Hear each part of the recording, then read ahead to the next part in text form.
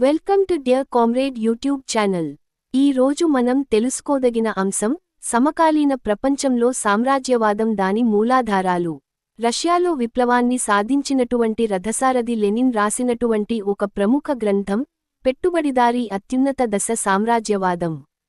సామ్రాజ్యవాదం ఎలా ఉంటుందో ఇటీవలి కాలంలో మనం చూస్తున్నాం. అమెరికా అధ్యక్షుడు ప్రపంచంలో అనేక దేశాల్ని భయపెడుతున్న తీరు మనలాంటి అనేక దేశాలతో బలవంతానో ప్రలోభపెట్టో మభ్యపెట్టో ఒప్పందాలు చేసుకుంటున్న విధానం. చివరికి ఒక దేశ అధ్యక్షుడినే అధ్యక్ష భవనంలోకి చొరబడి కిడ్నాప్ చేసి జైల్లో నిర్బంధించిన విధానం ఇవన్నీ మనం చూస్తున్నాం. మనం ఎప్పుడైనా ఊహించగలిగామా? ఈ ఆధునిక కాలంలో, ఇంత సైన్స్ అభివృద్ధి అయిన కాలంలో, ప్రపంచమంతా ఎక్కడ ఏ మూల ఏం జరుగుతుందో తెలుసుకుంటున్న ఈ రోజుల్లో ఒక దేశ అధ్యక్షుడి ఇంట్లోకి అర్ధరాత్రి చొరబడి ఆయన భార్యను కిడ్నాప్ చేసి ఈరోజు అమెరికా జైల్లో బంధించారు. ఆ దేశం వెనిజులా దేశ అధ్యక్షుడు మదురోను కిడ్నాప్ చేశారు. ఆయన వరుసగా 3 సార్లు ఎన్నికైనటువంటి అధ్యక్షుడు.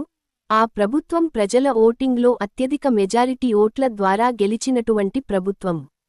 మనకు సహజంగానే అనుమానం వస్తుంది, మామూలుగా మన ఇంట్లోకి రావాలంటేనే పరాయివాడు రాలేడే? ఒక దేశ అధ్యక్షుడి అధ్యక్ష భవనంలోకి సైన్యం చొరబడితే మరి ఆ దేశంలో ఉండే ప్రభుత్వ యంత్రాంగం మరియు సైన్యం ఏం చేసింది అని అనుమానం వస్తుంది. ఆ కిడ్నాప్ సందర్భంగా 119 మంది సైనికులు చనిపోయినటువంటి ఆ దాడికి ఇప్పటివరకు ప్రపంచంలో వాడనటువంటి అత్యంత ఆధునికమైన, అతి నిశ్శబ్దమైన, అతి ప్రమాదకరమైన ఆయుధాలని వాడింది అమెరికా. 119 మంది చనిపోతే కనీసం కాల్పుల శబ్దం రాలేదు. అంత పకడ్బందీగా ఐక్యరాజ్య సమితి నిషేధించిన ఆయుధాల్ని కిడ్నాప్ కోసం వాడింది. అంతేకాదు ఈ 119 మందిపై దగ్గరకు వచ్చి కాల్పులు జరపలేదు. ఎక్కడో ఉన్నటువంటి సైనిక విమానంలో నుంచి ఏ మూల ఎవరున్నారో సరిగ్గా గుర్తించి దాడి చేశారు.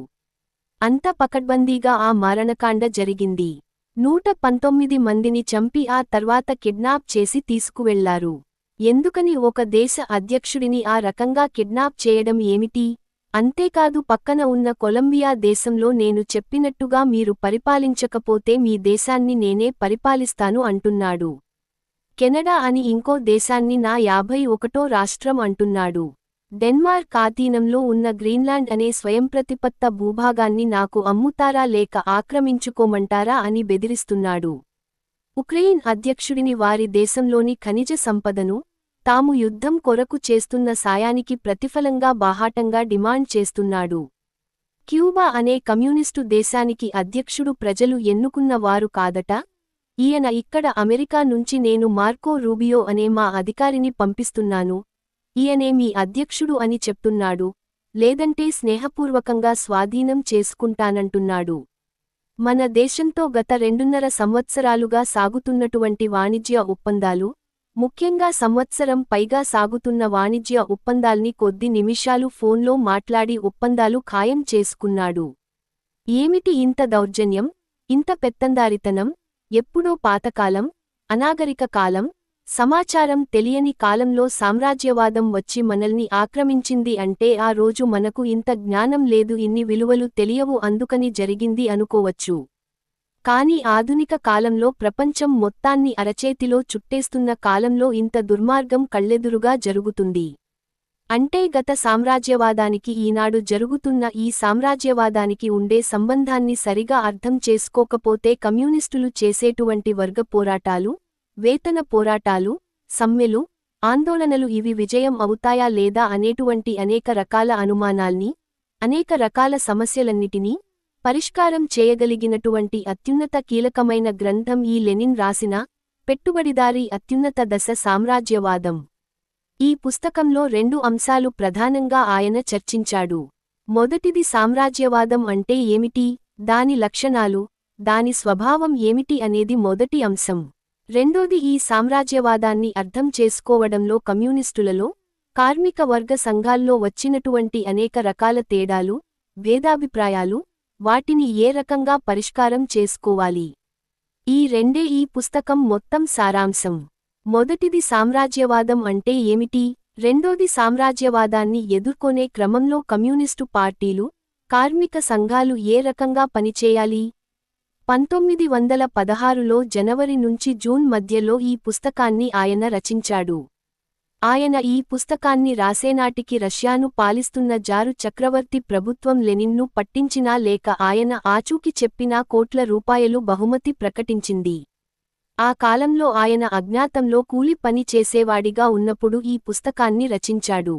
ఈ పుస్తకం రాయడం కోసం దాదాపు 496 పుస్తకాలు, వ్యాసాల్ని అధ్యయనం గావించాడు. ఈ 496 పుస్తకాలు, వ్యాసాలు చదివే క్రమంలో ఏవైతే ముఖ్యమైన అంశాలు అనుకున్నాడో వాటన్నిటినీ నోట్బుక్లో రాసుకున్నాడు. ఆ 900 పేజీల నోట్బుక్ రాతలే పెట్టుబడిదారీ అత్యున్నత దశ సామ్రాజ్యవాదం అనే పుస్తకం. ఎందుకని ఈ పుస్తకానికి అంత ప్రాధాన్యత ఉందంటే ఈరోజు జరుగుతున్న అనేక పరిణామాలు మనకు చదువుతుంటే అర్థమవుతుంటాయి. ఆయన ఆ రోజు చెప్పింది ఏమిటి? కార్ల్ మార్క్స్ అనేటువంటి మార్క్సిజం పితామహుడు సమాజం ఎందుకని మారుతుంది, సమాజం మారడానికి ప్రధాన కారణాల గురించి వివరించాడు. ఉత్పత్తి పెరిగే కొద్దీ ఆ ఉత్పత్తి కొద్దిమందికే లాభం చేకూరుస్తుంది, అత్యధిక మంది పేదలైపోతుంటారు, అసమానతలు పెరుగుతాయి, ఆర్థిక వ్యత్యాసాలు పెరుగుతాయి, కార్మికులు శ్రమ దోపిడికి గురవుతారు. ఉత్పత్తి ఓ వైపు పెరుగుతుంటే రెండోవైపు పేదరికం పెరిగటం వల్ల దోపిడికి గురైన ప్రజలు ఈ సమాజాన్ని మారుస్తారు. ఆ క్రమంలో పెట్టుబడి పెరగడం అనేది, సంపద కొద్దిమంది దగ్గరే కేంద్రీకరణ జరగడం అనేది దేశంలో విప్లవానికి కారణం అవుతుంది అని మార్క్స్ విశదీకరించాడు. కానీ లెనిన్ ఈ గ్రంథం రాసేనాటికి కమ్యూనిస్టు పార్టీలో కొద్దిమంది కొన్ని చర్చలు లేవనెత్తారు. ఆ చర్చ ఏమిటి అంటే, మార్క్స్ చెప్పినట్టుగా బ్రిటన్ బాగా అభివృద్ధి అయింది, అప్పటికి పెద్ద పారిశ్రామిక దేశంగా అభివృద్ధి అయింది.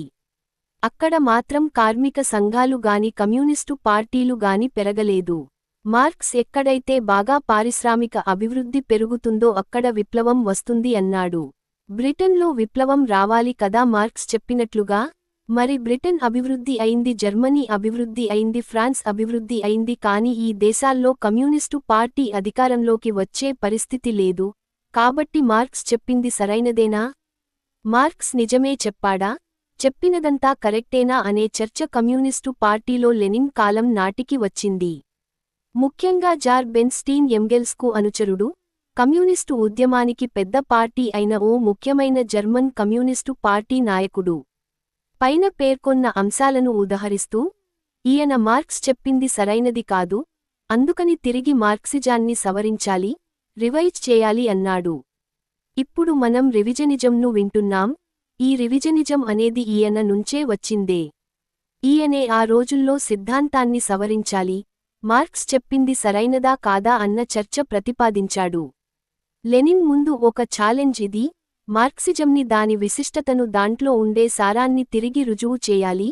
ఎందుకంటే ఒక పెద్ద కమ్యూనిస్టు పార్టీ నుంచి, ఒక పెద్ద నాయకుడి నుంచి ఛాలెంజ్ వచ్చింది. కమ్యూనిస్టు ఉద్యమానికి ఆయన చెప్పింది తప్పు కనుక. రెండో సమస్య సామ్రాజ్యవాదం. ప్రపంచంలోని అనేక దేశాల్లో తన వలసల్ని ఏర్పాటు చేసుకొని అనేక దేశాల్ని దురాక్రమణ చేసుకుంటూ పోతుంది. ఈ ఆక్రమించుకోవడం వెనుక అది లాభపడుతుంది. ఈ లాభాల వల్ల స్వదేశాల్లో ఉండే కార్మికులకు కొన్ని రాయితీలు ఇస్తుంది. బ్రిటన్ మన దేశాన్ని ఆక్రమించింది. బ్రిటన్లో ఉండే కార్మికులకు కొన్ని సౌకర్యాలు పెంచడం, వాళ్ల జీత భత్యాల్లో చాలా పెరుగుదల చేకూర్చింది.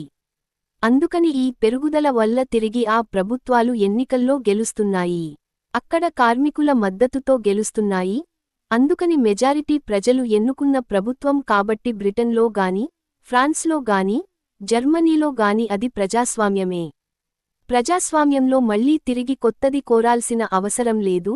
మనం కూడా ప్రజాస్వామ్యంలో పాల్గొని ఎన్నికల ద్వారా కొంత అధికారాన్ని లేదా ప్రభుత్వాన్ని డిమాండ్ చేసి కార్మికులకు మేలు చేయొచ్చు. విప్లవం అక్కర్లేదు అనేది ఈయన సిద్ధాంతం. ఒకటి, మార్క్సిజమే కరెక్ట్ కాదు. రెండోది, విప్లవం అక్కర్లేదు.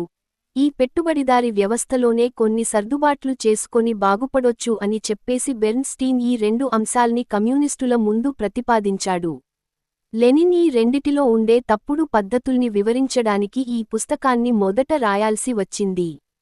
రెండో అంశం, పెట్టుబడి సామ్రాజ్యవాదం ఏ రకంగా అభివృద్ధి అయింది మొత్తం ప్రపంచానికి, ముఖ్యంగా రష్యా ప్రజలకు, తద్వారా ప్రపంచానికి వివరించడం కోసం సామ్రాజ్యవాదం అంటే ఏమిటి అనేది అర్థమైతే అది ఎందుకు వచ్చిందో, అది ఏ రకంగా పరిష్కారం అవుతుందో తెలుస్తుంది. అందుకనే ఈ గ్రంథంలో సామ్రాజ్యవాదం యొక్క పుట్టుక దాని పరిణామం గురించి చాలా లోతుగా వివరించాడు. సామ్రాజ్యవాదానికి 5 లక్షణాలు ఉంటాయి అని వివరించాడు లెనిన్. మొదటి లక్షణం ఉత్పత్తి పెట్టుబడి కేంద్రీకరించబడుతుంది. రెండో లక్షణం ఈ పెట్టుబడిదారి విధానంలో ఏదైతే ఉత్పత్తి పెట్టుబడి కొద్దిమంది దగ్గర కేంద్రీకరించబడుతుందో ఈ కేంద్రీకరించబడడానికి అవసరమైన ధనం, బ్యాంకు పెట్టుబడి పెరుగుతూ ఉంటుంది. పరిశ్రమల్లో పెట్టే పెట్టుబడి బ్యాంకు పెట్టుబడి కలిసి ఈ రెండు ధనపెట్టుబడిగా మారుతాయి. ధనమే ఒక పెట్టుబడి, ధనమే ఒక సరుకు అయిపోతుంది. అందుకని బ్యాంకుల వ్యవస్థ అభివృద్ధి అయి బ్యాంకులు కీలక పాత్ర పోషిస్తాయి. మూడో లక్షణం అంతకుముందు సరుకులు వేరు దేశాలకు ఎగుమతి అయ్యేవి. ఇప్పుడు సరుకులు కాకుండా పెట్టుబడే ఎగుమతి అవుతుంది. ధనమే వేరు దేశాలకు పోతుంది. నాలుగో లక్షణం ప్రపంచంలో అనేక బహుళ జాతి సంస్థలు, కొన్ని పెద్ద కంపెనీలన్నీ కలిసి వాళ్ల మధ్య రాజీ కుదుర్చుకొని, ఒక్కొక్క ప్రాంతంలో ఒక్కొక్కరు వ్యాపారం చేసుకుందాం అని ప్రపంచాన్ని పంచుకుంటారు. ఐదవ లక్షణం ఈ పంపకాల్లో వచ్చే విభేదాలు అంతర్జాతీయ యుద్ధాలకు కారణం అవుతాయి, వలసలకు దారి తీస్తాయి, అనేక దేశాల్ని ఆక్రమిస్తాయి. ఈ 5 లక్షణాలు సామ్రాజ్యవాదానికి ఉన్నాయి అని ఈ పుస్తకంలో లెనిన్ విశదీకరించాడు. మొదటిది ఉత్పత్తి పెట్టుబడి కేంద్రీకరించబడడం. 2 పారిశ్రామిక పెట్టుబడి మరియు బ్యాంకు పెట్టుబడి కలిసి ఫైనాన్స్ పెట్టుబడిగా మారడం. 3 ప్రపంచానికి సరుకుల ఎగుమతి కాకుండా పెట్టుబడే ఎగుమతి కావడం. 4 అనేక పెద్ద కంపెనీలు కలిసి ప్రపంచాన్ని మార్కెట్లుగా పంచుకోవడం. 5 ఈ మార్కెట్ల కోసం యుద్ధాల్ని సృష్టించడం. ఈ 5 లక్షణాలు ఉంటాయి. ఎందుకని పెట్టుబడి ఉత్పత్తి కేంద్రీకరించబడుతుంది? పెట్టుబడిదారి వ్యవస్థ ప్రాథమిక లక్షణమే సరుకుల ఉత్పత్తి. మనం వాడే table, mic, fan, light, phone, pen ప్రతిదీ సరుకే. సరుకు అంటే ఏమిటి? అమ్మబడేది మరియు కొనబడేది. ఏదైనా ఒక వస్తువు లేదా సేవ అమ్మబడుతుంది అని అంటే అది సరుకు. ఏదైనా ఒక వస్తువు లేదా సేవను మనం కొంటున్నామంటే అది సరుకే. అమ్మబడేది కొనబడేది ప్రతిదీ సరుకే. అందుకని సరుకులను ఉత్పత్తి చేయడమే పెట్టుబడిదారి వ్యవస్థ యొక్క ముఖ్య లక్షణం. ఎందుకు సరుకుల్ని ఉత్పత్తి చేస్తాయి? పెట్టుబడిదారి వ్యవస్థ లాభాల కోసం ఉత్పత్తి చేస్తుంది. లాభం రాకపోతే ఉత్పత్తి చేయదు. ఏది లాభం వస్తుంది అనుకుంటే దాన్ని ఉత్పత్తి చేస్తుంది. అంటే పెట్టుబడిదారి వ్యవస్థ సరుకుల్ని ఉత్పత్తి చేస్తుంది. ఈ సరుకులు లాభం కొరకే ఉత్పత్తి చేస్తుంది. లాభాల కోసం అది ఈ సరుకుల్ని ఉత్పత్తి చేస్తుంది కానీ ప్రజల యొక్క అవసరం, ప్రజల బాగోగుల కంటే దానికి లాభమే ముఖ్యం. ఈ లాభం రావాలనుకున్న ప్రతి పెట్టుబడిదారుడు ఏం కోరుకుంటాడు? మొత్తం సరుకుల్ని నేనే అమ్మాలి, నాకు ఎవరు పోటీ ఉండకూడదు. ఎవరూ పోటీ లేకపోతే అప్పుడు అన్ని సరుకుల్ని నేను అమ్ముకొని ఎక్కువ లాభపడొచ్చు అనుకుంటాడు. కాని అది సాధ్యం కాదు. అనేకమంది పెట్టుబడిదారులు, అనేకమంది ధనవంతులు ప్రతి ఒక్కరు నేనే లాభపడాలనుకుంటారు. ప్రతి ఒక్కరు లాభపడాలనుకునే ఈ తగాదాలోనుంచే కొన్ని పెద్ద కంపెనీలు చిన్న కంపెనీల్ని దివాళా తీయించి లాభపడతాయి. ఎట్లా దివాళా తీయిస్తాయి? ఆ రోజుకి ఏదైతే సైన్స్ కొత్త విషయానికి కనిపెడుతుందో ఆ కొత్త యంత్రాల్ని, విజ్ఞానాన్ని కొన్ని కంపెనీలు ముందు కొనేస్తాయి. అట్లాంటి జ్ఞానాన్ని ఎవడైతే ముందు పొందుతాడో, ఎవరైతే సైన్స్ను సక్రమంగా ఉపయోగించుకుంటారో, ఆ కంపెనీలు చిన్న పెట్టుబడిదారులను దివాళా తీయిస్తాయి. ఆ రోజుల్లో కరెంటు కొనుక్కోవడం గొప్ప విశేషం. ఇప్పుడంటే అది మనకు మామూలు విషయానికి. అందుకని విద్యుత్ ఎవరి దగ్గర ఉంటే వాళ్ల పరిశ్రమ వేగంగా ఉత్పత్తి చేస్తుంది. ఎవరి దగ్గర బొగ్గు ఉంటే వాళ్ల పరిశ్రమ వేగంగా ఆవిరి యంత్రాల్ని ఉపయోగించి ఉత్పత్తి పెంచుతుంది. ఎవరి దగ్గర ఇనుము ఉంటే ఆ ఇనుము ఆధారంగా రవాణా మార్గాన్ని అభివృద్ధి చేసింది, వాహనాల తయారీ లాంటివి తయారు చేస్తుంది. అందుకని విజ్ఞానాన్ని పెట్టుబడిదారి వ్యవస్థలో ఎవరైతే ఎక్కువ ఉపయోగించుకుంటారో వాళ్ల పరిశ్రమల లాభాలు పెరుగుతాయి. అవి ఉపయోగించుకునేవారు ఇతరులను దానిని వాడకుండా అడ్డుకుంటుంటారు. ఇతరులకు ఇవ్వరు, అన్ని నాకే కావాలనుకుంటారు. ఇంకొకరికి సైన్స్ గురించి చెప్పడు, ఇంకొకరికి కొత్తగా కనిపెట్టిన కొత్త విషయాల గురించి ప్రచారం చేయరు. ఎందుకంటే ప్రచారం చేస్తే పోటీ వస్తుంది. అందుకని అన్ని తమ దగ్గరే పెట్టుకుంటారు. ఈ రకంగా అన్నిటి మీద ఆధిపత్యం సంపాదించడాన్నే లెనిన్ గుత్తాధిపత్యం అని సూత్రీకరణ చేశాడు. అన్నిటి మీద తనకే తప్ప ఇంకెవ్వరికీ హక్కు లేకుండా చేయాలని పెట్టుబడిదారుడు అనుకుంటాడు. అన్నిటి మీద ఆధిపత్యం కోసం తన దగ్గర తయారవుతున్న సరుకుల్ని వేగంగా ఉత్పత్తి చేస్తాడు. ఇవన్నిటినీ ఉపయోగించుకొని ఎక్కువ సరుకులు ఉత్పత్తి చేస్తాడు. ఎక్కువ సరుకులు ఉత్పత్తి అయ్యే కొద్ది సహజమైన సమస్య ఒకటి వస్తుంది. ఈ సరుకుల్ని వాడు ఉత్పత్తి చేసేది దేనికి? సరుకుల్ని ఎందుకు తయారు చేస్తున్నాడు? ఎవరైనా ఎందుకు తయారు చేస్తారు? తిరిగి అమ్మడానికే. అమ్మాలంటే కొనేవారు కావాలి. కొనేవారు తన దేశంలో సరిపోతే అక్కడే అమ్ముకుంటాడు. తన దేశంలో సరిపోయేంత వరకు తన దేశంలో ఉండే చిన్న చిన్న పెట్టుబడిదారులను దివాళా తీయించి, తాను మాత్రమే ఆ దేశంలో పెద్ద పెట్టుబడిదారుడిగా అభివృద్ధి అవుతాడు. అట్లా అభివృద్ధి కావడాన్నే పెట్టుబడి కేంద్రీకరణ లేదా ఉత్పత్తి కేంద్రీకరణ అని మొదటి భాగంలో లెనిన్ ఈ గ్రంథంలో వివరించాడు. ఎందుకు ఈ పెట్టుబడి కేంద్రీకరించబడింది అంటే, కొద్దిమంది దగ్గరే ఈ విజ్ఞానాన్ని అంతా ఉపయోగించుకొని చిన్న చిన్న పరిశ్రమలను దివాళా తీయించి, ఆ దివాళా తీయించిన పరిశ్రమల స్థానంలో మొత్తం సరుకులన్నిటి మీద వీళ్ల ఆధిపత్యం వస్తుంది. ఈ ఆధిపత్యమే పెట్టుబడికి, ఉత్పత్తికి, కేంద్రీకరణకు దారి తీస్తుంది. ఎప్పుడైతే పెట్టుబడి ఉత్పత్తి కొద్దిమంది దగ్గర పోగైందో వాడు నిరంతరం ఇంకా ఎక్కువ ఉత్పత్తి చేయాలని కోరుకుంటాడు. ఇంకా ఎక్కువ సరుకులు అమ్ముకోవాలనుకుంటాడు. ఎక్కువ లాభపడాలనుకుంటాడు. ఎక్కువ లాభపడాలంటే ఎక్కువ పెట్టుబడి పెట్టాలి. తన శక్తికి మించిన పెట్టుబడి పెట్టాలంటే తన దగ్గర ఉన్న మూలధనం సరిపోదు. కొద్ది మొత్తం వరకు పెట్టగలడు, అంతకు మించి పెట్టుబడి లేదు. మరి ఏం చేయాలి? అందుకని వడ్డీ వ్యాపారుల దగ్గర వడ్డీకి అప్పు తీసుకోవాలి. ఎవడైతే ధనం ఉండి పరిశ్రమలు పెట్టడానికి ఆసక్తి లేకనో, పెట్టడానికి శక్తి లేకనో ధనం మాత్రమే ఉన్నవారు ఎవరున్నారో కనిపెట్టి వాళ్ల దగ్గరికి పోయి వడ్డీకి అప్పు తీసుకోవాలి. అందుకని పెట్టుబడిదారుడు తమ దేశాల్లో ధనం పోగై ఉత్పత్తిలో పెట్టనటువంటి, పరిశ్రమల్లో పెట్టని వాళ్లు ఎవరున్నారో చూసి వాళ్ల వద్ద వడ్డీకి అప్పు తీసుకోవడం మొదలు పెడతాడు.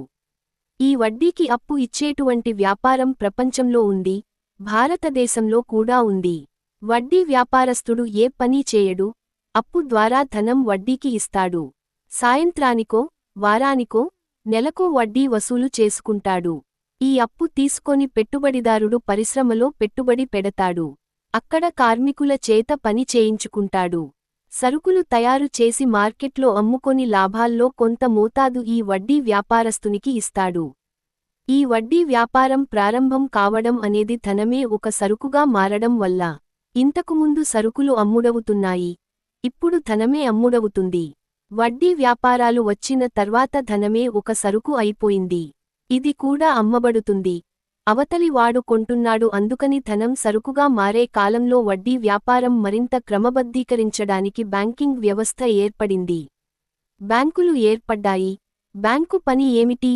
బ్యాంకులో ఏ సరుకులు ఉత్పత్తి కావు. బ్యాంకు ఏం చేస్తుంది? అది ఎవరి దగ్గర ధనము పోగుబడిందో వాళ్ల నుంచి డిపాజిట్లు సేకరిస్తుంది. ఎవరికి అవసరమో వాళ్లకి అప్పులు ఇస్తుంది. అంటే బ్యాంకు వడ్డీ వ్యాపారం చేస్తుంది. వడ్డీ వ్యాపారి, దళారి వ్యాపారి లాంటి ధనం పోగైన వాళ్ల దగ్గర డిపాజిట్లు తీసుకొని అవసరమైన వాళ్లకు వడ్డీకి ఇస్తుంది.